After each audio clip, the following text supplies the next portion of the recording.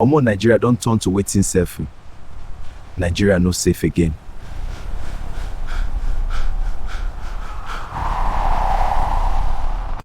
Before, na night we dey fear. Now even afternoon, person no sure say e go reach house. Dem go just enter without warning. Shoot, burn, scatter everything. You go wake up, hear say whole community don wipe, like say na movie. Even place wey suppose give peace, now na there fear dey wait you.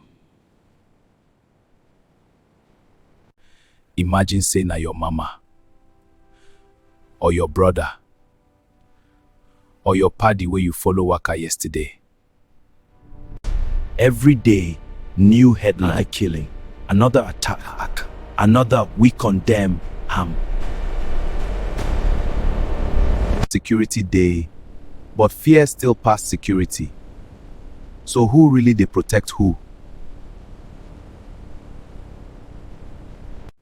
People want japa, people want hide, people just want survive.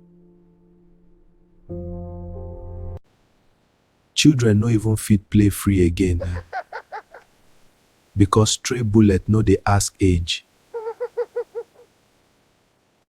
Candle don turn normal thing. Another life gone.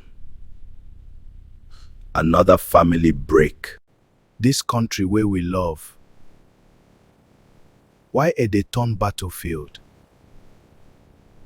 For our own people? If we no talk, nothing go change. Nigeria no safe again. We just dey pretend say everything dey okay. Now here you go hear am first. Pidgin Vibez, we dey talk am as e suppose be dog.